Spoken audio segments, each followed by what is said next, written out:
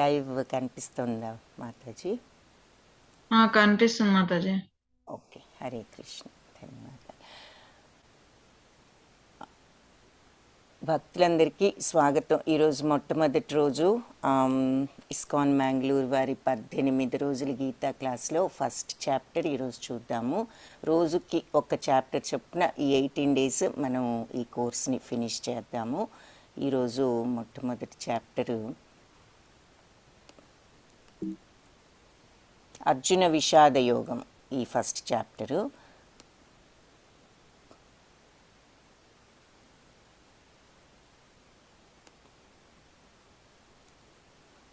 ఓం అజ్ఞానతిమిరాంధస్య జ్ఞానాంజనశలాకయా చక్షురున్మిళితం యేన తస్మై శ్రీగురవే నమః.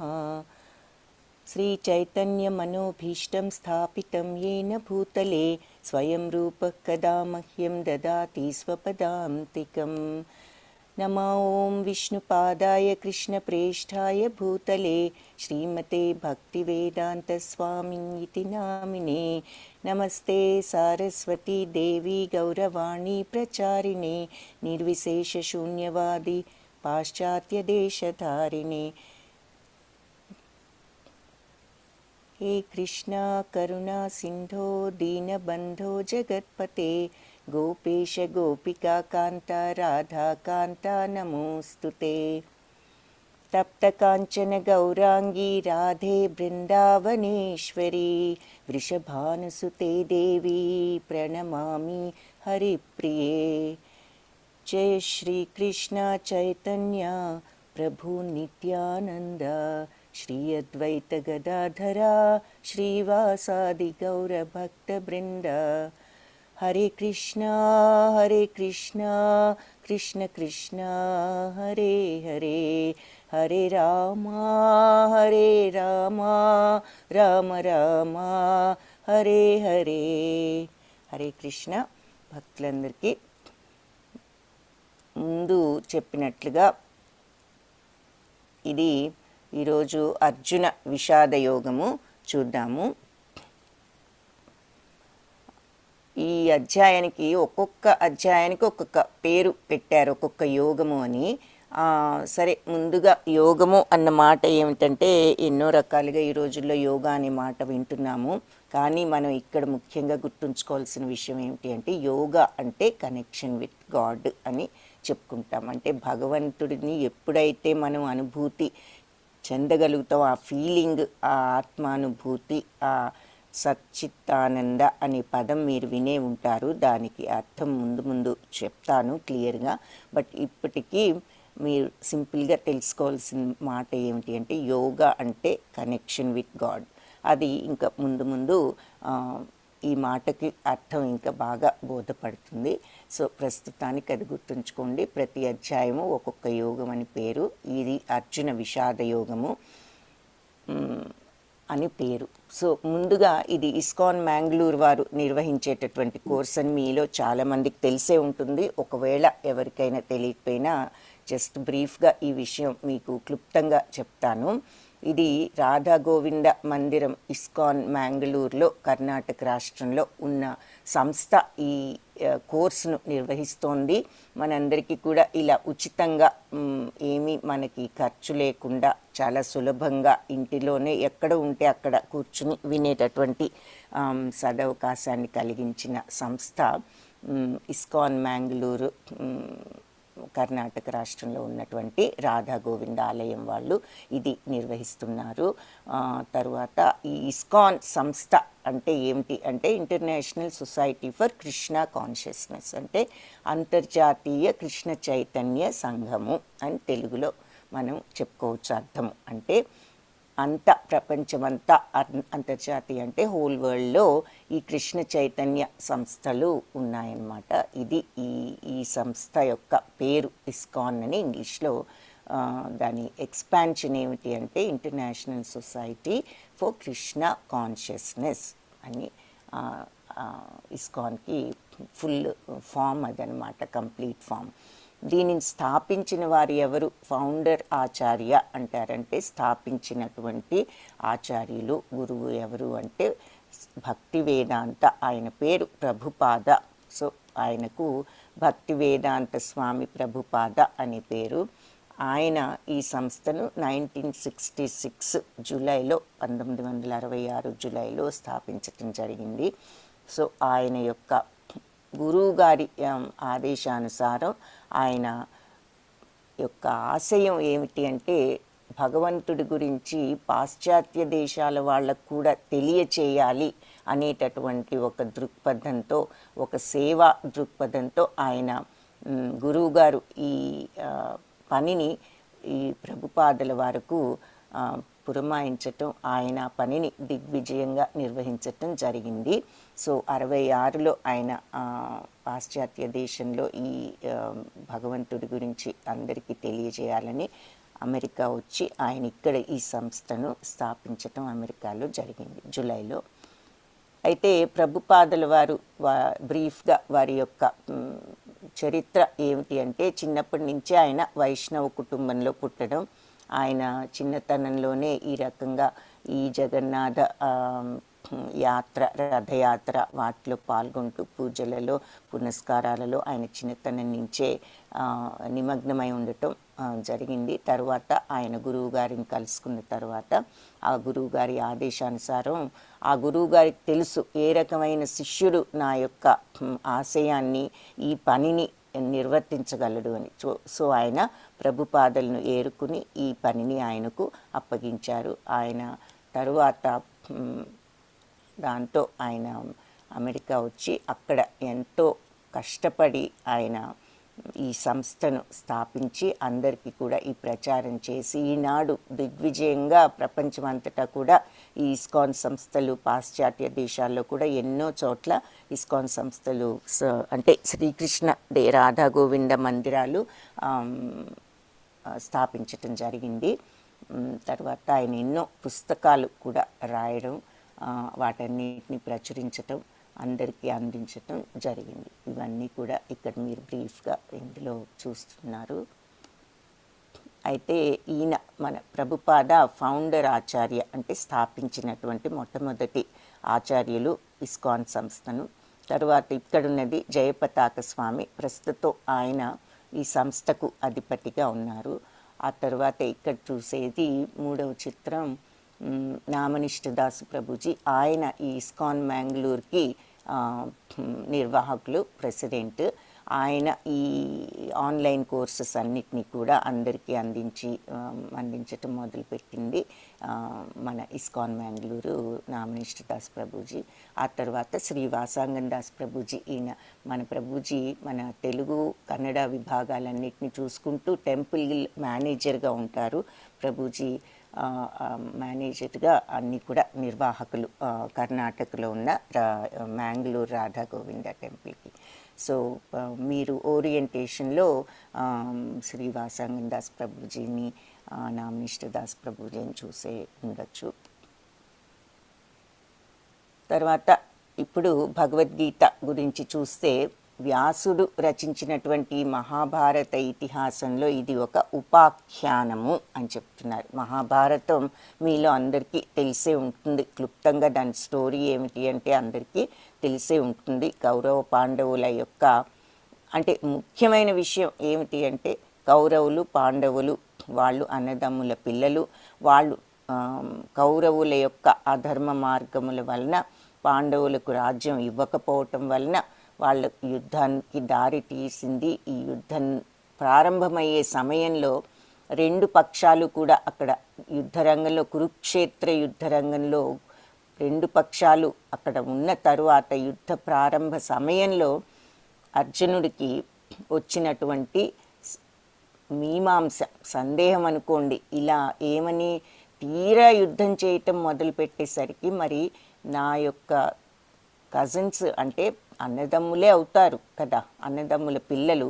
సో వీళ్ళు నా గురువులు అందరూ కూడా అటు కౌరవుల పక్షాన ఉన్నారు. తాతలు భీష్మాచార్యుడు పితామహుడు, ఆ తర్వాత ద్రోణాచార్యుడు గురువులు, ఆ తర్వాత ఇంకా మిగతా గురుతుల్యులు, ఇంకా బంధువులు అందరూ ఉన్నారు. వీళ్ళని నేను ఏ రకంగా చంపాలి అని తీరా యుద్ధంలోకి వచ్చేసరికి వాళ్ళందరినీ చూసేసరికి అర్జునుడికి ఒక పెద్ద సందేహము, దుఃఖము రావటం జరిగింది. అందుకని ఆ దుఃఖంతో నేను వీళ్ళందరినీ చంపేస్తున్నాను ఎలాగూ అన్నది. సో అందుకని దీనికి అర్జున విషాద యోగము అని చెప్పి పేరు పెట్టారు. సో ఆ సమయంలో అర్జునుడి యొక్క సందేహము, విషాదము, మీమాంస ఇవన్నీ కూడా శ్రీకృష్ణుడికి వ్యక్తం చేయటం, ఆయన దానికి ఇచ్చినటువంటి సమాధానం, అర్జునుడికి ఇచ్చినటువంటి సందేశం, ఎందుకు ఈ యుద్ధం చేయటం అవసరం అన్నది మనకి ఈ 18 అధ్యాయాల్లో వివరంగా తెలుస్తుంది. ఇది అర్జునుడికి ఇచ్చిన సందేశం అయినప్పటికీ కూడా ఇందులో ఉన్న విషయాలు మన అందరికీ కూడా అన్వయించుకునేటటువంటి విషయాలు. అంటే జీవితంలో మనం ఏ రకంగా జీవించాలి, జీవన విధానం అనేది ఎలా ఉండాలి, జీవితం యొక్క లక్ష్యం ఏమిటి, అసలు మనం ఎందుకు ఇక్కడ ఈ ప్రపంచంలోకి వచ్చాం అన్న విషయం దగ్గర నుంచి అన్నీ కూడా కూలంకుషంగా భగవంతుడు శ్రీకృష్ణ పరమాత్ముడు అర్జునుడికి వివరించడం జరిగింది. సో అది మనము ప్రతి అధ్యాయంలో ఒక్కొక్క విషయం చూస్తామన్నమాట. సో మొట్టమొదటి అధ్యాయంలో అర్జునుడి యొక్క అనుమానాలు ఇవన్నీ కూడా చూస్తాము. తరువాత భారతంలో 6వ పర్వం.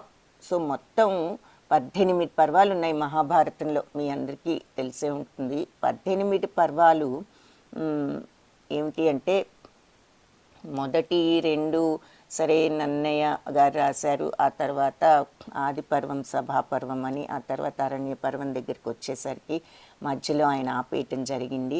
ఆ తర్వాత తిక్కన వచ్చి ఆయన అరణ్య పర్వం వదిలి నెక్స్ట్ పర్వం నుంచి ఆయన ఆల్మోస్ట్ మొత్తం కంప్లీట్ చేసేసారు 18 పర్వాలును. ఆ తర్వాత ఎర్రాప్రగడ అనేటటువంటి ఆయన వచ్చి ఆయన మిగతా సగం వదిలేసినటువంటి అరణ్య పర్వాన్ని కంప్లీట్ చేయటం జరిగింది. సో ఈ ముగ్గురు కవిత్రయం అనే పేరు, వాళ్ళు మహాభారతాన్ని వ్యాసుడు సంస్కృతంలో రచించినటువంటి మహాభారతాన్ని తెలుగులోకి అనువదించడం జరిగిందనమాట.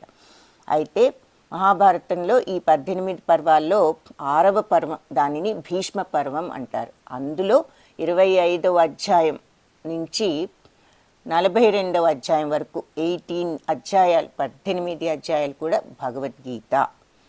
ఈ భగవద్గీత ఈ 25వ అధ్యాయం నుంచి 42వ అధ్యాయం వరకు చెప్పారు. అది భగవద్గీత. ఏ పర్వంలో అంటే భీష్మ పర్వం. భీష్మ పర్వం ఏది అంటే 6వ పర్వం అన్నమాట.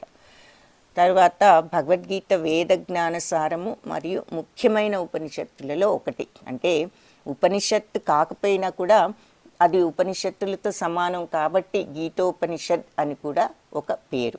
మహాభారత కథను వ్యాస మహర్షి శిష్యుడైన వైశంపాయన ముని జనమేజయ మహారాజుకు, అంటే ఎవరు జనమేజయ మహారాజు? పరీక్షిత్తు కుమారుడు. పరీక్షిత్ రాజు ఎవరు?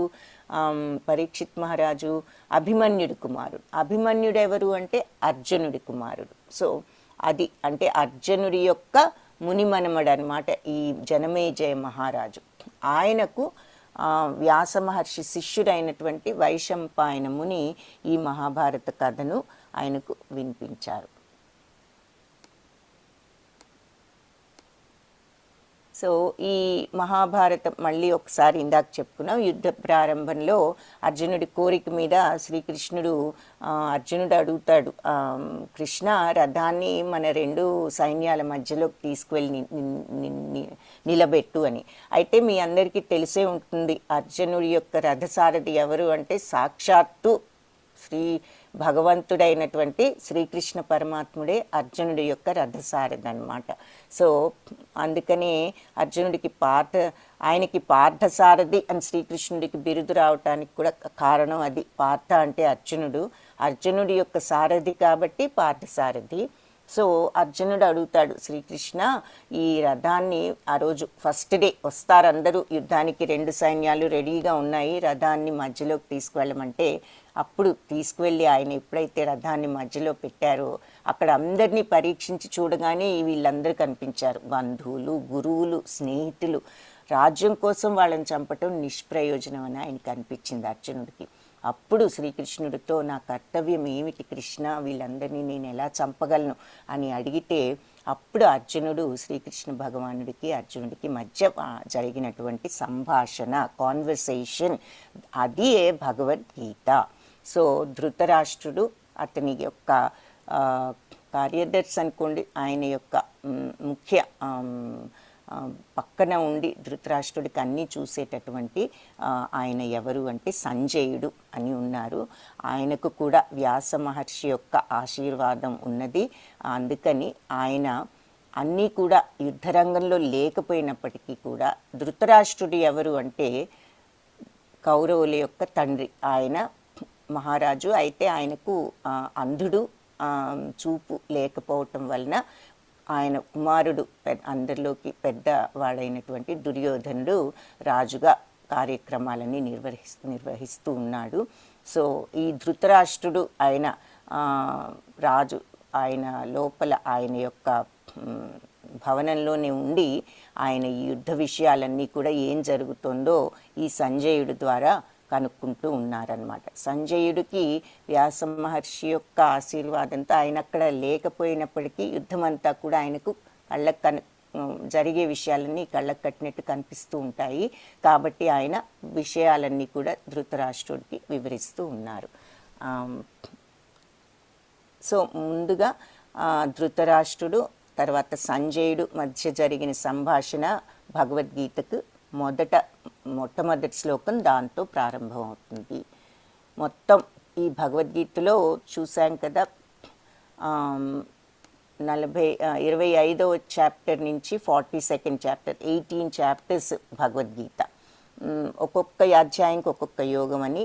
సో మొదటి 6 అధ్యాయాలు కూడా కర్మయోగం అని చెప్తారు. భగవద్గీతలో ఉన్న 18 అధ్యాయాల్లో మొదటి 6 కర్మయోగం, రెండవ 6 అంటే 7వ అధ్యాయం నుంచి 12వ అధ్యాయం వరకు భక్తి యోగము అంటారు. తర్వాత లాస్ట్ 6 ఏమిటి అంటే 13 నుంచి 18 వరకు ఈ 6 అధ్యాయాలను జ్ఞానయోగము అని ఈ 3 యోగాల కింద విభజించారు ఈ భగవద్గీత అధ్యాయాలు అన్నింటినీ కూడా 18ని. సో ఎన్ని శ్లోకాలు ఉన్నాయి మొత్తం ఈ 18 చాప్టర్స్లో అని గనక మనకి డౌట్ వస్తే, ధృతరాష్ట్రుడు మొత్తం 700 శ్లోకాలు ఉన్నాయి. అయితే వీటిలో ఎవరెవరు ఎన్ని శ్లోకాలు చెప్పారు అని అనుకుంటే గనక ధృతరాష్ట్రుడికి ఒక్క శ్లోకం, స్టార్టింగ్ శ్లోకం అన్నమాట. 2 సంజయుడు ఎవరు? ధృతరాష్ట్రుడు అసిస్టెంట్. జరిగేదంతా కూడా ఆయనకు కళ్ళకు కట్టినట్టు కనిపిస్తోంది, కనిపించిందంతా కూడా ఈయనకు వర్ణిస్తున్నాడనమాట. వీళ్ళు యుద్ధరంగంలో లేకపోయినా వీళ్ళకి అన్నీ కనిపిస్తున్నాయి, ఈయనకు కనిపించిందంతా ధృతరాష్ట్రుడికి చెప్తున్నాడు.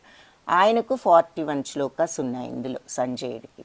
అర్జునుడికి 84, శ్రీకృష్ణుడికి 574, 574. సో ఎక్కువ భాగం శ్రీకృష్ణుడు చెప్పినటువంటి విషయాలు మనం ఇందులో చూస్తాం. అర్జునుడు ఎక్కువగా ప్రశ్నలు, తర్వాత భగవంతుడిని స్తుతించటం ఆయన శ్లోకాల్లో అవి ఉంటాయన్నమాట ఎక్కువ.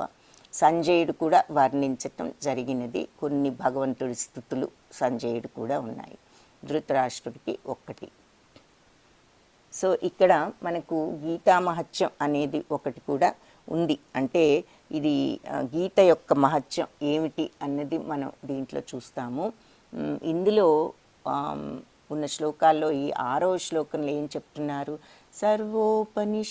సర్వోపనిషదో గావో దోగ్ధా గోపాలనందన పాతో వత్స సుధీర్భోక్త దుగ్ధం గీతామృతం మహాత్.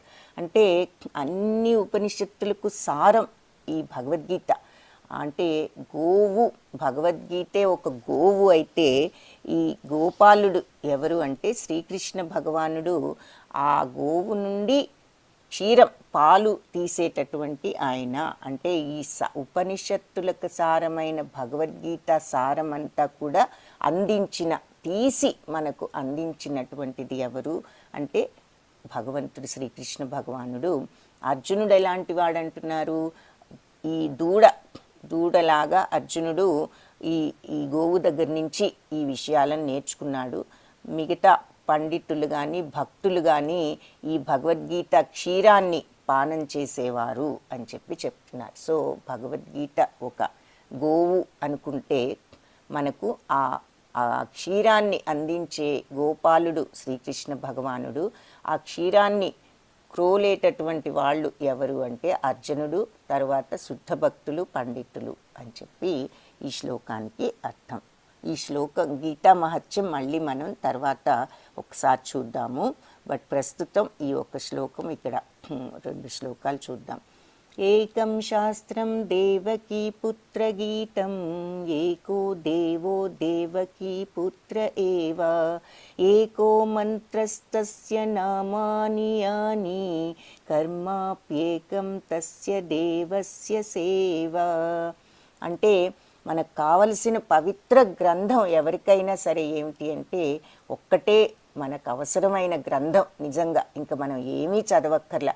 అది ఏమిటి అంటే స్వయంగా శ్రీకృష్ణ భగవానుడి ఉపదేశం చేయబడినటువంటి భగవద్గీత. తర్వాత ఏకో దేవో దేవకీ పుత్ర ఏవ, అంటే మనం ఆరాధించవలసిన భగవంతుడు ఎవరు అంటే ఒకే ఒక్క దైవం శ్రీకృష్ణ భగవానుడు. ఏకో మంత్రస్తస్య నామాని యాని, ఒకే ఒక మంత్రం మనకు అవసరం. ఏమిటి అంటే ఆ మంత్రం ఆయన యొక్క భగవంతుడి యొక్క పవిత్ర నామమే మనకు అవసరమైనటువంటి మంత్రం. ఆ ఒక్కటి చాలు. కర్మాప్యేకం తస్య దేవస్య సేవ, మనం చేయవలసిన ఒకే ఒక పని ఏమిటి, మన బాధ్యత ఏమిటి అంటే మనం భగవంతుడి సేవ, భక్తి, భగవంతుడి భక్తి మార్గంలో ఉండటం. భక్తి అనేది పెంచుకుని భగవంతుణ్ణి ఆరాధించటం ఒక్కటే మనం చేయవలసినటువంటి మన ముఖ్య బాధ్యత అని చెప్పి ఈ శ్లోకానికి అర్థం. సో ఒకటే శాస్త్రం దేవకీ పుత్ర గీతం, ఒకటే దైవం ఎవరు అంటే భగవంతుడు, ఒకటే నామం ఏమిటి అంటే ఆయన పేరే మంత్రం, ఒకటే బాధ్యత మనందరికీ. ఏ జీవికైనా ఏమిటి అంటే మనుష్యులకు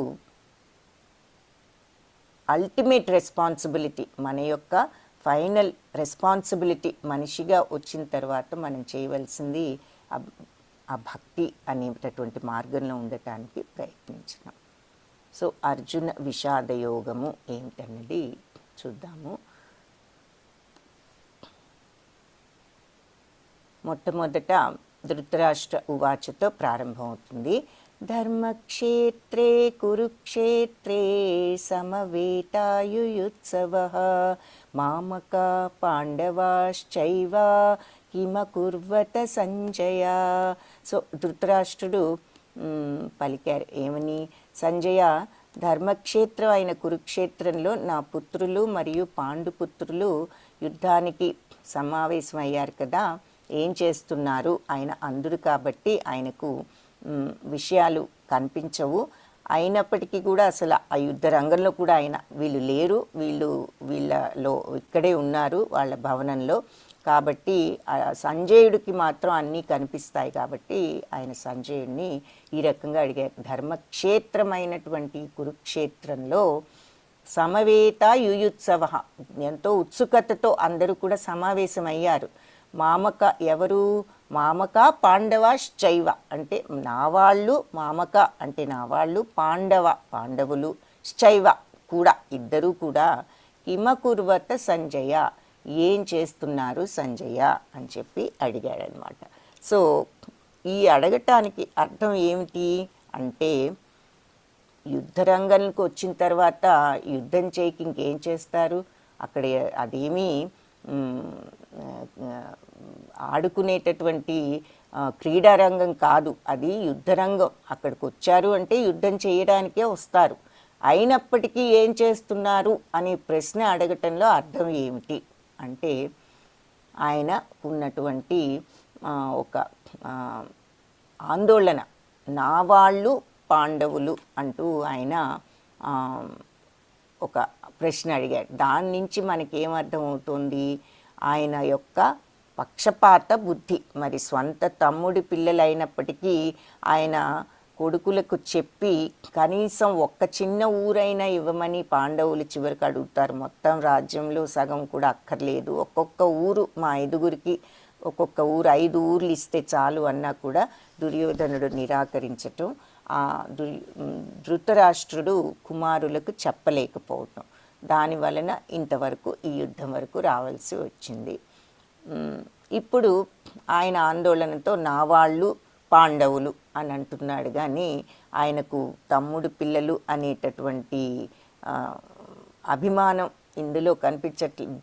భేదం కనిపిస్తోంది. ఆ స్వార్థము, తన పుత్రులు పాండవులు అని సంబోధించటంలో అర్థం అది. సో ఏం జరుగుతోంది అంటే ఆందోళన పడుతున్నాడు అన్నది ఇక్కడ మనం ఆ ఫస్ట్ ధృతరాష్ట్రుడి శ్లోకంలో ఉన్నటువంటి ముఖ్య ఉద్దేశము అదనమాట. ఆ ప్రశ్నకు సంజయ ఉవాచ, ఏమిటి ఆ సంజయుడి సమాధానం ఏమిటో చూద్దాం. సంజయ ఉవాచ దృష్ట్వా తు పాండవానీకం వ్యూఢం దుర్యోధనస్తదా ఆచార్యముపసంగమ్య రాజా వచనం అబ్రవీత్. సో వ్యూహాత్మకంగా నిలిపినటువంటి ఈ పాండవ సైన్యాన్ని చూచి దుర్యోధనుడు తన గురువు ద్రోణాచార్యుడిని సమీపించి ఈ రకంగా పలికాడంట అని చెప్తున్నాడు సంజయుడు. ఏం జరుగుతోంది అని అడుగుతున్నాడు కదా ధృతరాష్ట్రుడు, దానికి సమాధానంగా ఈ రకంగా ఆయన చెప్పటం జరిగిందనమాట. ఏమని, వ్యూహాత్మకంగా పాండవ సైన్యాన్ని నిలిపారంటే ఈ యుద్ధం అంతా కూడా వీళ్ళు వ్యూహాలు అంటే ఒక్కొక్క రకంగా వాళ్ళు మనుషుల్ని సోల్జర్స్ని నుంచోబెడతారు.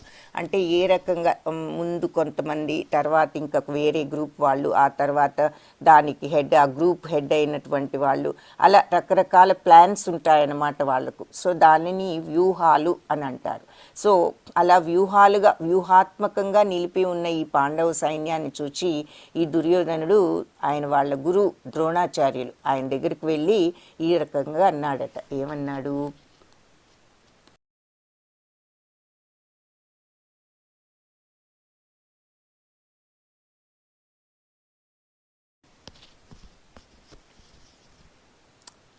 పశ్యైతాం పాండుపుత్రాణం ఆచార్య మహతీం చమూం వ్యూఢాం ద్రుపదపుత్రేణ తవ శిష్యేన ధీమత. సో గురువర్య, మీ ప్రియ శిష్యుడు అయినటువంటి ద్రుపదుడు, వ్యూఢాం ద్రుపదపుత్రేణ, ద్రుపదపుత్రుడు ఉన్నాడు, ఆయన ఎంతో బాగా వ్యూఢాం ఈ అత్యంత వ్యూహాత్మకంగా నిలపబడినటువంటి ఈ పాండవ సైన్యాన్ని ఒక్కసారి చూడండి. ఈ పాండుపుత్రాణం ఆచార్య పశ్యైతాం పాండుపుత్రాణం ఆచార్య మహతీం చమూం. అంటే ఈ పాండుపుత్రులు అంటే పాండవుల యొక్క ఈ సైన్యాన్ని చూడండి. పశ్యైతాం మీరు చూడండి ఆచార్య అని చెప్తున్నాడు. ఎందుకు వ్యూఢాత్మకంగా పెట్టాడు ఈ ద్రుపదపుత్రుడు. ఆయన ఎవరు ఈ ద్రుపదపుత్రుడు అంటే మీ శిష్యుడే, మీరే ఇవన్నీ నేర్పించారు ఆయనకి. సో ఇప్పుడు అతను పాండవుల సేనాధిపతి అయి ఎంత బ్రహ్మాండంగా వ్యూహాత్మకంగా ఇదంతా పెట్టాడో చూడండి అంటూ ఒక రకమైనటువంటి హేళనతోనూ, ఒక రకమైనటువంటి ఈర్ష్యాసూయలతోనూ, ఒక రకమైనటువంటి భయంతోనూ ఆయన ఈ మాటను అనటం జరిగింది. దుర్యోధనుడికి భయంగా ఉంది. ఎందుకు అంటే ఇప్పుడు వీళ్ళందరికీ కూడా ఈ ద్రోణాచార్యుడే గురువు. మరి చిన్నప్పటి నుంచి అందరూ కలిసి పెరిగారు, కౌరవులు పాండవులు వీళ్ళంతా కూడా అందరూ అన్నీ నేర్చుకున్నారు ఆయన దగ్గర. కానీ ఇప్పుడు వాళ్ళు యుద్ధానికి బయలుదేరారు, ఒకరి మీద ఒకరు యుద్ధానికి. అయితే గురువుగారు అయిన ద్రోణుడు మరి రాజ్యాధిపతి కాబట్టి అటుపక్కనే ఉండాలి కాబట్టి ఆయన కౌరవ పక్షంలో ఉన్నారు. అలాగే భీష్ముడు కూడా ఆయన రాజును ప్రొటెక్ట్ చేస్తాను అనేటటువంటి సిద్ధాంతం ఉన్నది కాబట్టి ఆయన కూడా కౌరవుల పక్షాన వీళ్ళందరూ ఉండటం జరిగింది. సో ఇప్పుడు వీళ్ళ పాండవుల యొక్క సైన్యాన్ని చూసి ఆందోళన పడుతూ, మీరు ఇవన్నీ నేర్పించారు ఆ ద్రుపదపుత్రుడికి, ఇప్పుడు ఆయన వాళ్ళ ప్రక్క నుండి ఈ వ్యూహాలన్నీ పన్ని ఎంత బాగా అరేంజ్ చేశాడో చూడండి సైన్యాన్ని అని చెప్తున్నాడు అనమాట గురువుగారికి దుర్యోధనుడు.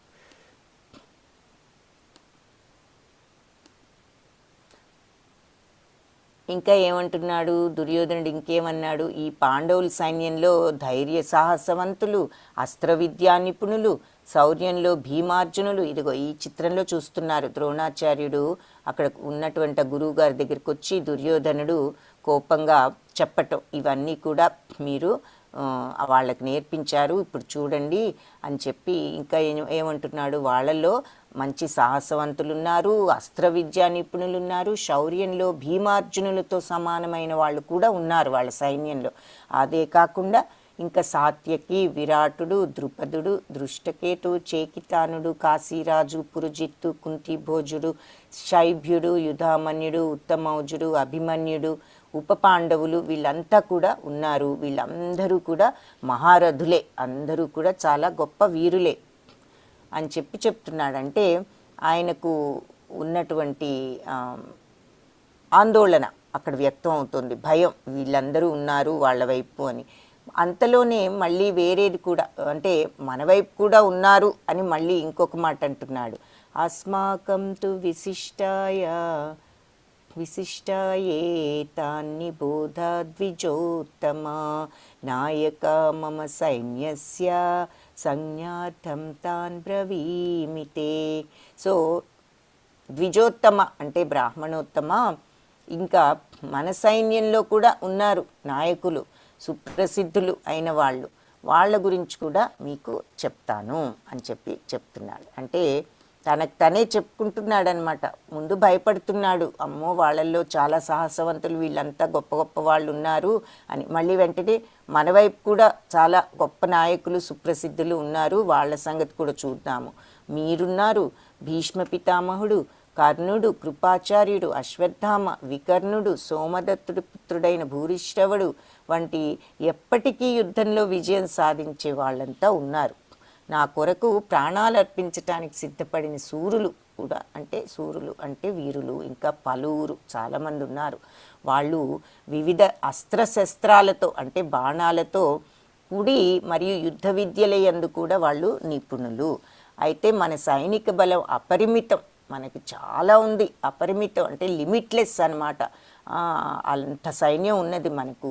మళ్ళీ మనం భీష్మ పితామహుడిచే సంపూర్ణంగా రక్షింపబడుతున్నాము. సో వీఆర్ అంటే అని అర్థం. అంటే పూర్తిగా మనకు భీష్మ పితామహుడు ఉన్నారు, ఆయన గొప్ప వీరుడు, ఆయనకు చావనేది లేదు, ఆయన కోరుకుంటేనే వస్తుంది, ఆయన ఎవరూ చంపలేరు. అటువంటి గొప్ప భీష్మ పితామహుడు మనకు సైన్యాధిపతిగా ఉన్నారు. కానీ భీముడిచే జాగ్రత్తగా రక్షింపబడుతున్న ఈ పాండవ సైన్యం, అటు భీమసేనుడు పాండవ సైన్యం ఆయన సంరక్షిస్తున్నాడు, కౌరవులది భీష్మ పితామహుడు సంరక్షిస్తున్నాడు. కానీ ఈ పాండవ సైన్యం భీముడితే రక్షించబడుతోంది, కానీ వాళ్ళది పరిమితమైనది, మనది అపరిమితమైనది, లిమిట్లెస్. మనది చాలా పెద్ద సైన్యం, వీళ్ళకి ఎక్కువ సైనిక బలం మరి ఉన్నది. పాండవులకు వాళ్ళ యొక్క మిత్రులు, బంధువులు అయినటువంటి రాజులు వాళ్ళకి సహాయంగా వాళ్ళ సైన్యాలు తీసుకుని వచ్చారు. వీళ్ళ మీద చూస్తే పాండవ సైన్యం అంత మితమైనది, అంత పెద్దది కాదనమాట. మీరందరూ సైన్యం యొక్క సేనావ్యూహంలో వ్యూహాత్మక స్థానాల వద్ద నిలిచి భీష్మ పితామహుడికి పూర్తిగా రక్షణ ఇవ్వండి అని చెప్తున్నాడు. సో మీరందరూ కూడా వెళ్ళి మన సైన్యంలో ఎవరి ప్లేసెస్లో వాళ్ళు ఉండి ఎవరి వ్యూహాలను వాళ్ళు సంరక్షించుకుంటూ, మన భీష్మాచార్యులు, మన పితామహులు, మన నాయకుడు, ఆయన మనందరికీ సేనాధిపతి అంటే రాజ్యాన్ని ఆయనే రక్షిస్తున్నాడు కాబట్టి, సంరక్షిస్తున్నాడు కాబట్టి, రాజ్యాన్ని కాదు మన యొక్క సైన్యాన్ని మీరందరూ ఆయనకి అండగా ఉండి, ఎక్కడ ఉండాల్సిన వాళ్ళు అక్కడ ఉండి అన్నీ కూడా చూసుకోండి అని చెప్పి ఒక మాట చెప్తున్నాడు. ఇదంతా కూడా దుర్యోధనుడు ఆయన యొక్క మనస్థితి అన్నమాట. గెలుస్తామా, వీళ్ళంతా చాలామంది ఉన్నారు, అయితే ఏమైందిలే, మన సైన్యం ఇంకా పెద్దది కాబట్టి మీరందరూ కూడా వెళ్ళి మన భీష్మ పితామహుడికి సహాయంగా ఎక్కడుండాలో అక్కడుండి మీరు అందరూ కూడా మీ బాధ్యతలను మీరు యుద్ధంలో నిర్వర్తించండి అని చెప్పాడు. సో ఇక్కడ మనస్థితి చూస్తే దుర్యోధనుడిది ఒక రకమైన ఆందోళన, అర్జునుడిదేమో విషాదం, నేను అసలు ఇది చేయలేను, అయ్యో నా వాళ్ళందరినీ నేను ఎలా చంపాలి అని. అది అక్కడ డిఫరెన్స్ అన్నమాట ఇద్దరికి. సో అప్పుడు కురువంశ మహాపరాక్రమవంతుడు వృద్ధ పితామహుడైనటువంటి భీష్ముడు ఉన్నాడు కదా, ఆయన ఇదంతా చూసి పాపం ఆందోళన పడుతున్నాడు. ఈ దుర్యోధనుడికి కొంచెం ఎంకరేజ్మెంట్ ఇవ్వాలి, ఆయన్ని ఉత్సాహపరచాలి అనేటటువంటి ఉద్దేశంతో ఆయన కొంచెం మూడ్ డల్గా ఉంది కదా దుర్యోధనుడిది, ఆందోళనతో ఆయనకు ఉత్సాహము, కొద్దిగా సంతోషాన్ని, ధైర్యాన్ని ఇద్దాము అనేటటువంటి ఉద్దేశంతో సింహగర్జనగా వంటి ధ్వని కలిగేటట్టుగా ఈ శంఖాన్ని పెద్ద శబ్దంతో పూరించటం జరిగింది భీష్మ పితామహుడు. యుద్ధానికి ముందు వీళ్ళంతా శంఖాలు పూరిస్తారనమాట, స్టార్టింగ్ లాగా దాన్ని. అయితే ఆయన పూరించిన వెంటనే శంఖాలు, మిగిలిన వాద్యాలు ఉంటాయి వాళ్ళకి, డ్రమ్స్, భేరులు, శృంగాలు, ఇవన్నీ అన్నీ కూడా ఒక్కసారిగా మ్రోగింపబడ్డాయట. ఆ సంఘటన, అది ఆ ధ్వని ఎలా ఉంది అంటే ఈ అన్నిటి మిశ్రమమైన కలయిక, ఈ అన్ని ధ్వనుల యొక్క కలయిక ఎలా ఉంది అంటే మహాభయంకరంగా ఉన్నది అని చెప్పి, భీకరంగా ఉంది అని చెప్తున్నారు ఈ 12th 13th శ్లోకాలలో. ఈ 12 నుంచి 19 శ్లోకాల వరకు ఈ శంఖాలు పూరించటం, వాటి శబ్దాలు, తర్వాత ఎవరెవరు ఏ శంఖాలు పూరించారు అనేది ముఖ్యమైన వాళ్ళు, అవన్నీ అంతవరకు చూస్తాం 19th శ్లోక వరకు. సో యుద్ధ ప్రారంభ శంఖనాదాలు ఇవన్నీ కూడా చెప్తున్నారు ఈ 12th to 19th. సో ఇక్కడ ఏం చెప్తున్నారు, తతశ్వేతైర్హయైర్యుక్తే మహతి స్యందనే స్థితౌ మాధవ పాండవశ్చైవ దివ్యౌ శంఖౌ ప్రదద్మతు. అంటే తతశ్వేతైర్హయైర్యుక్తే, తెల్లని గుర్రాలతో కూడిన మహతి స్యందనే స్థితౌ, ఈ కూడినటువంటి మహారథంలో కూర్చున్న కృష్ణుడు, మాధవ పాండవశ్చైవ, మాధవ పాండవ అంటే కృష్ణుడు, మాధవుడు, పాండవుడు. ఇక్కడ పాండవ ఎవరంటే అర్జునుడు. వీళ్ళిద్దరూ కూడా దివ్యౌ శంఖౌ ప్రదద్మతు, వాళ్ళ దివ్య శంఖాలను పూరించారు అని చెప్తున్నారు. ఎప్పుడు భీష్ముడు ప్రారంభించి ఆయన శంఖాన్ని పూరించిన తర్వాత తెల్లని గుర్రాలతో కూడినటువంటి రథంలో కూర్చున్న మాధవుడు, అర్జునుడు కూడా వాళ్ళ శంఖాలను పూరించారు అని ఈ శ్లోకంలో చెప్తున్నారు. ఆ తర్వాత 15 నుంచి 18 శ్లోకం వరకు వీళ్ళందరి శంఖాల యొక్క ఎవరెవరు ఏ శంఖాన్ని పూరించారు, ఒక్కొక్క శంఖానికి ఒక్కొక్క పేరు ఉంటుంది. సో వీళ్ళ శంఖాల పేర్లు ఈ శ్లోకాల్లో చూస్తాం. ఏది, శ్రీకృష్ణుడిది పాంచజన్యం, అర్జునుడిది దేవదత్తం, భీముడిది పౌండ్రకం. వీళ్ళు ముగ్గురు కూడా ఈ శంఖాలను పూరించారు.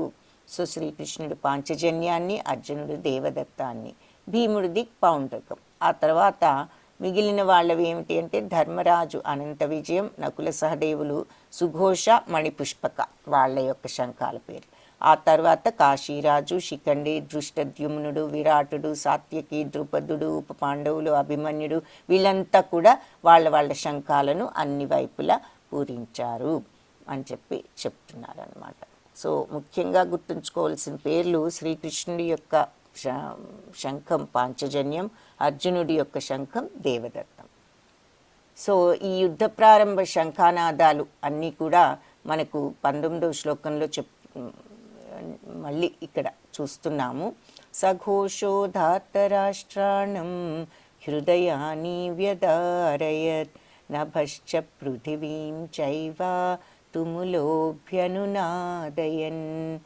ఆ శంఖధ్వనులు ఎలా ఉన్నాయి, సఘోషో ధార్తరాష్ట్రానం హృదయాన్ని వ్యదారయత్. ఈ ఘోష, ఈ శంఖాల యొక్క ఘోష ధృతరాష్ట్రుడి కుమారుడు హృదయాలన్నీ కూడా వ్యధ చెందేటట్టుగా ఉన్నాయి, వాళ్ళంతా కూడా భయపడిపోయేటట్లుగా ఉన్నాయన్నమాట. నభశ్చ పృథివీం చైవ అంటే భూమి తుములోభ్యనునాదయన్. ఇవి ఎలా ఉన్నాయంటే భూమి ఆకాశాలను కూడా తుములోభ్యనునాదయ, దద్దరిల్ల చేసేటట్లుగా ఉన్నాయి అని చెప్తున్నారు. సో ఆ శంఖధ్వనులు భూమి ఆకాశాలను దద్దరిల్ల చేస్తూ కౌరవ వీరులు అంటే ధృతరాష్ట్ర కుమారుల యొక్క హృదయాలను బద్దలు చేశాయి. అంటే వాళ్ళ హృదయాలను అంత వ్యధకు గురి చేశాయి, అంత భయపడిపోయేటట్లు అని చెప్తున్నారు. అథ వ్యవస్థితాన్ దృష్ట్వా ధార్తరాష్ట్రాన్ కపిధ్వజః ప్రవృత్తే శస్త్రసంపాతే ధనురుద్యమ్య పాండవ.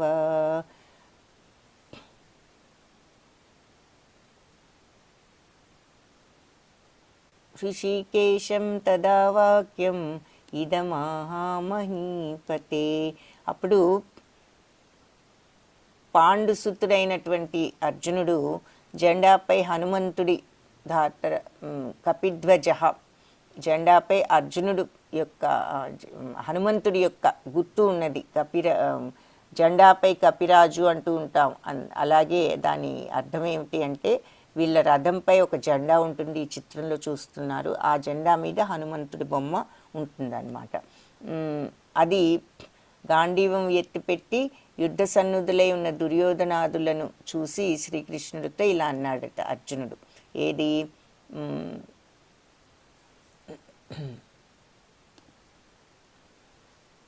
అర్జున ఉవాచ సేనయోరుభయోర్मध्ये రథం స్థాపయం అచ్యుత యావదేతాన్ నిరీక్షేహం యోద్ధుకామానవస్థితాన్ కైర్మయా సహ యోద్ధవ్యం అస్మిన్ రణాసముద్యమే.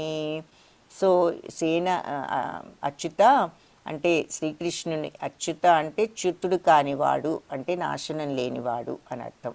అందుకని శ్రీకృష్ణుడికి అచ్యుత అనే పేరు కూడా ఉంది. అచ్యుత, నువ్వు నా రథం స్థాపయ సేనయోర్ ఉభయోర్ మధ్య, ఉభయ సేనలు, రెండు సేనల మధ్యలోనూ ఈ రథాన్ని స్థాపింపజే అంటే తీసుకువెళ్ళి అక్కడ నుంచోబెట్టు. యావదేతాన్ నిరీక్షేహం యోద్ధు కామాన విస్థితాన్ అని నేను ఈ మహాయుద్ధ రణరంగంలో ఎవరెవరితో యుద్ధం చేయాలో నేను చూస్తాను. అలా నువ్వు మధ్యలో నుంచోబెట్టి నాకు కనిపిస్తారు అని చెప్పి అడిగాడు. తర్వాత అర్జునుడు పరిశీలిస్తాడు. ఆ మధ్యలోకి తీసుకువెళ్ళి పెట్టిన తర్వాత ఆయనకు కనిపిస్తుందని ఎవరెవరు ఉన్నారు ఏమిటి అని పరిశీలిస్తుంటాడు. ఆ విషయాన్ని సంజయుడు 24-25 శ్లోకాల్లో వివరిస్తున్నాడు, ఎలా చూస్తున్నాడా అన్నది. ఏవముక్తో హృషీకేశో గూఢాకేశేన భారత సేనయోరుభయోర్मध्ये స్థాపయిత్వా రథోత్తమం భీష్మద్రోణ ప్రముఖతః సర్వేషాం చ మహీక్షితాం ఉవాచ పార్థ పశ్యైతాన్ సమవేతాన్ కురూనితి. సంజయుడు పలికాడు ఏమని? ఇలా అర్జునుడు ఏవముక్తో హృషికేశో గుడాకేశేన భారత, అర్జునుడి మాటలు విన్న తర్వాత సేనయోర్ ఉభయోర్ మధ్యే స్థాపయిత్వా రథోత్తమం, ఈ రథాన్ని తీసుకువెళ్ళి రెండు సైన్యాల మధ్య పెట్టాడు, స్థాపించాడు. అంటే అక్కడ నుంచోబెట్టారనమాట ఈ కౌరవ పాండవ సైన్యాల రెండింటి మధ్యలో. అప్పుడు భీష్మద్రోణ ప్రముఖత సర్వేషాం చ మహీక్షితాం. ఇక్కడ ఉవాచ పార్థ పశ్యైతాన్ సమవేతాన్ కురూనితి. చూడు పార్థ అని చెప్తూ భీష్మద్రోణులు ఈ ప్రముఖులందరూ కూడా ఇక్కడ గొప్పవాళ్ళంతా సమకూడి ఉన్నారు. పార్థ, అర్జున, వీళ్ళందరినీ కూడా నువ్వు ఇప్పుడు చూడు అని చెప్పాడు. సో ధృతరాష్ట్ర, అర్జునుడి మాటలు ఆలకించిన కృష్ణుడు రెండు సేనల మధ్య భీష్మద్రోణాదులకు ఎదురుగుండా రథాన్ని నిలిపి ఏమన్నాడు అంటే, పార్థ, ఇక్కడ చేరినటువంటి ఈ గొప్ప గొప్ప భీష్మద్రోణులు, ఈ కౌరవ ప్రముఖులందరినీ ఒకసారి చూడు. అర్జునుడు పరిశీలించిన తర్వాత తాన్ సమీక్ష స కౌంతేయ సర్వాన్ బంధూనవస్థితాన్ కృపయా పరయావిష్టో విషీదన్నిదమబ్రవీత్. సో సమీక్షించాడు అందరినీ కూడా. అక్కడ ఉన్నటువంటి కౌంతేయ అంటే కుంతి కుమారుడా, అర్జునుడా అని అర్థం. సర్వాన్ బంధూన్ అవస్థితాన్, బంధువులందరినీ చూచాడు. చూచి కృపయా పరయావిష్టో విషీదన్నదం అబ్రివత్, చూసి మన జాలితో ఒక రకంగా మనసంతా కృపతో నిండిపోయి విషాదంతో ఉన్నాడనమాట. అని చెప్తున్నాడు. ఎవరు? సంజయుడు వర్ణిస్తున్నాడు అర్జునుడి యొక్క పరిస్థితి ధృతరాష్ట్రుడికి. ఏమని? కుంతిపుత్రుడైనటువంటి కౌంటేయుడు అక్కడ ఉన్న తన స్నేహితులు బంధువులను సర్వాన్ బంధూన్ అవస్థితాన్ వాళ్ళందరినీ చూసి కృపయా పరయా విష్టో కరుణతో మునిగిపోయి ఇలా మాట్లాడాడు. విషీదన్ ఇదం అబ్రవీత్ అంటే దుఃఖంతో ఇలా విషాదంతో ఇలా అంటున్నాడు. ఏమని? అర్జునుడి యొక్క దయాభావం మనం 28th శ్లోక నుంచి 30th శ్లోక వరకు చూస్తాం. ఏమన్నాడట అర్జునుడు? కృష్ణ, యుద్ధాసక్తులుగా ఎదురుగుండా ఉన్న వీళ్ళందరినీ చూడగానే ఇక నాకు నా అవయవాలన్నీ కూడా తడబడిపోతున్నాయి, నోరు ఎండిపోతోంది, శరీరం గగుర్పాటు కంపిస్తోంది. గాంధీవం అంటే అర్జునుడి యొక్క విల్లుకి గాంధీవం అని పేరు. అది చాలా బలమైనది, ఆయనకు వరప్రసాదితము. ఆ గాంధీవం కూడా జారిపోతోంది, దేహం మండిపోతోంది, నాకు నిలబడటానికి కూడా శక్తి లేదు, నా మనస్సు తల్లడిల్లిపోతోంది అని చెప్పి అర్జునుడు తన యొక్క పరిస్థితిని వివరించాడు. ఇది అవయవాలు కంపించిపోతున్నాయి, నోరెండిపోతుంది, దేహం అంతా కంపిస్తోంది, నా వెంట్రుక అంటే దేహం అంతా గగుర్పాటుతో కంపిస్తోంది, రోమాంచితం అవుతోంది, చేతిలో గాంధీవం జారిపోతోంది, నా యొక్క ఆయుధం చర్మం మండిపోతోంది, కాళ్ళు నించోలేకుండా ఉన్నాయి, మనసు అంతా కూడా అయోమయంగా తల్లడిల్లిపోతోంది అని చెప్పి చెప్తున్నారు. ఆయన పరిస్థితి అలా ఉందన్నమాట. సో ఇక్కడ అప్పుడు కృష్ణుడు ఇంకా ఏం చెప్తున్నాడు రాజ్యసుఖాల గురించి? కృష్ణ నచ శ్రేయోను పశ్యామి హత్వా స్వజనం ఆహవే నకాంక్షే విజయం కృష్ణ నచ రాజ్యం సుఖాని చ అంటున్నాడు. నాకు ఇదంతా చూసి నేను ఈ స్వజనాన్ని అందరినీ ఏ రకంగా చంపితే నాకు ఏ రకంగా శ్రేయస్సు కలుగుతుంది? వాళ్ళని చంపటం వల్ల హత్వా స్వజనం ఆహవే, ఈ స్వజనాన్ని చంపటం వల్ల వచ్చేటటువంటి నచశ్రేయో, ఈ శ్రేయస్సు నాకు అక్కర్లేదు. నకాంక్షే విజయం కృష్ణ, విజయం మీద నాకు కాంక్షే లేదు, ఆశ లేదు కృష్ణ. నచరాజ్యం, రాజ్యం మీద ఆశ లేదు. సుఖానిచ్చ, సుఖం మీద కూడా ఆశ లేదు. ఎందుకు? హత్వా స్వజనం ఆహవే, స్వజనాన్ని చంపితే వచ్చేటటువంటి ఈ శ్రేయస్సు కానీ, ఈ రాజ్యం కానీ, ఈ సుఖం కానీ, ఈ విజయం కానీ నాకు అక్కర్లేదు. ఎందుకు అంటే ఇది ఎలా వస్తోంది? నా స్వజనులను, నా వాళ్ళని చంపటం వల్ల నాకు వచ్చేటటువంటి సుఖాలు నాకు అక్కర్లేదు అని చెప్పి అర్జునుడు అంటున్నాడు. ఆ వాళ్ళని చంపటం ద్వారా ఏ విధంగా శ్రేయస్సు కలుగుతుందో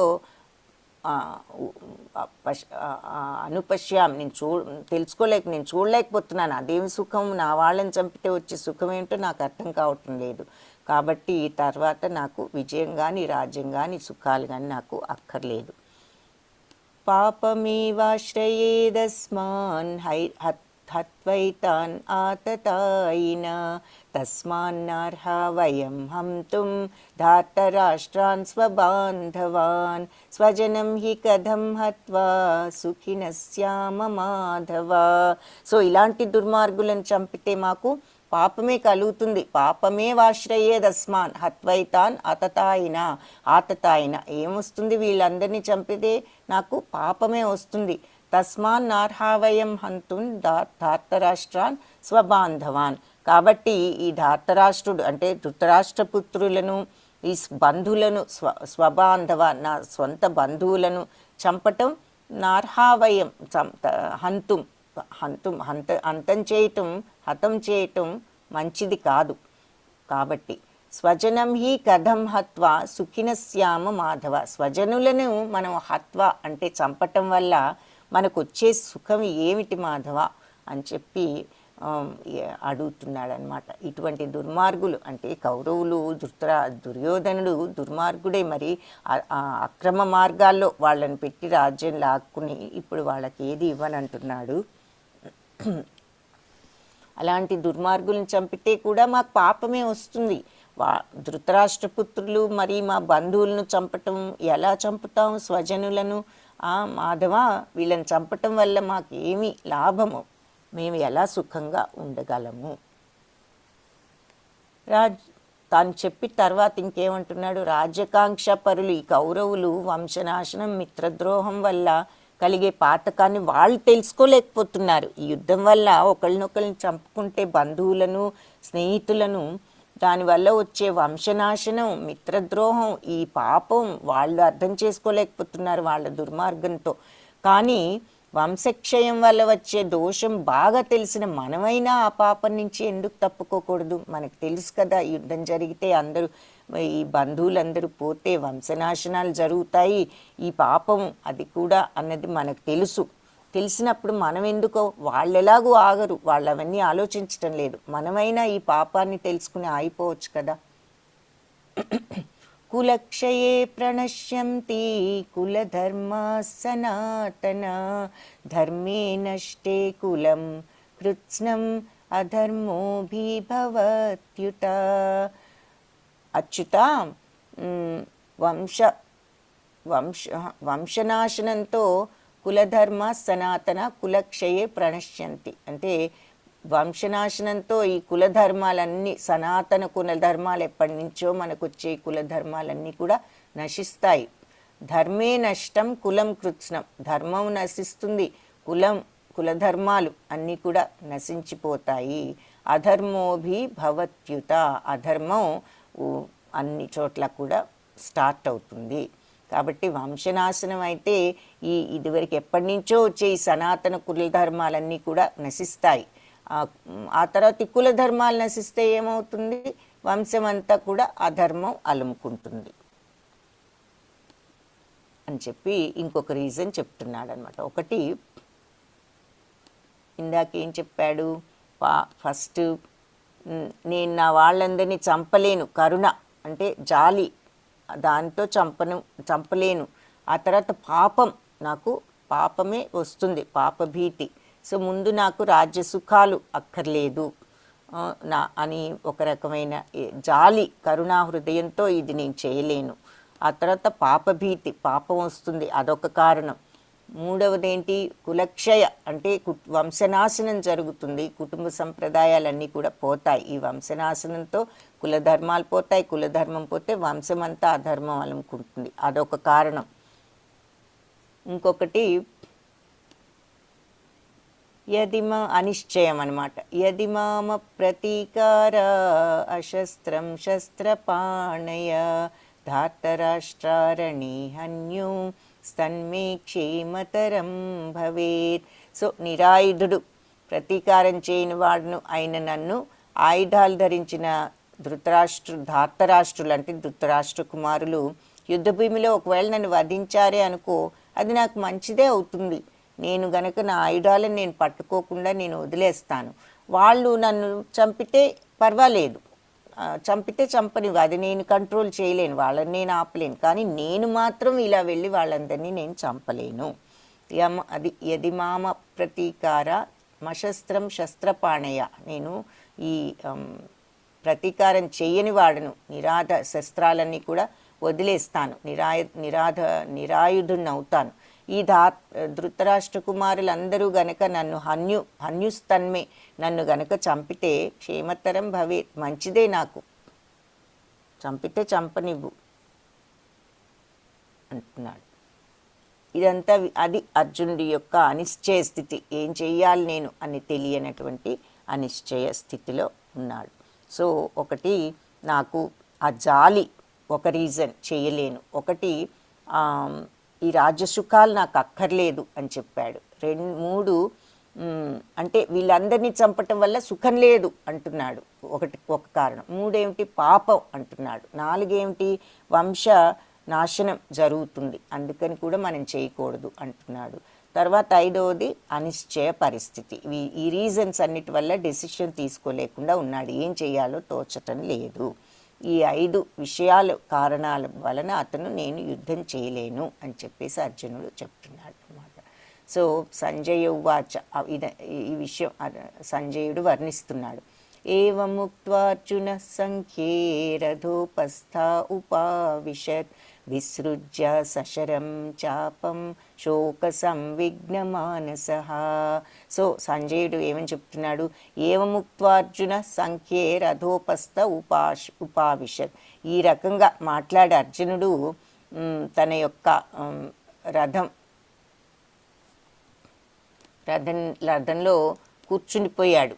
విసృజ్య, ఎలా కూర్చుండిపోయాడు, విసృజ్య సశరం చాపం, తన శస్త్రాలన్నీ కూడా పక్కన పడేసి శోక సంవిఘ్న మానసః, శోకపూరితమైన దుఃఖపూరితమైనటువంటి మనస్సుతో అలా తన చేతిలో ఉన్నటువంటి ఈ విల్లు ఇవన్నీ కూడా పక్కన పడేసి దుఃఖంగా కూర్చున్నాడు అర్జునుడు ఈ రకంగా అని చెప్పి సంజయుడు ధృతరాష్ట్రుడికి వర్ణిస్తున్నాడు. యుద్ధభూమిలో అర్జునుడు ఇలా మాట్లాడి ధనుర్బాణాలను పక్కన పెట్టి మనస్సు దుఃఖంతో శోక సంవిఘ్న మానస దుఃఖంగా రథంలో కూర్చున్నాడు. సో అర్జునుడు యుద్ధం చేయకుండా ఉండటానికి చెప్పిన 5 కారణాలు ఇప్పుడు చెప్పుకున్నాము. మళ్ళీ ఇక్కడ చూద్దాం.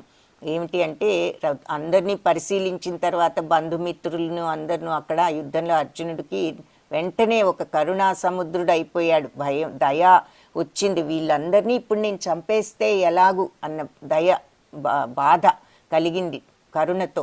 తర్వాత నాకు ఈ సుఖాలు అక్కర్లేదు, రాజ్య సుఖాలు అంటూ ఇక్కడ చెప్పాడు.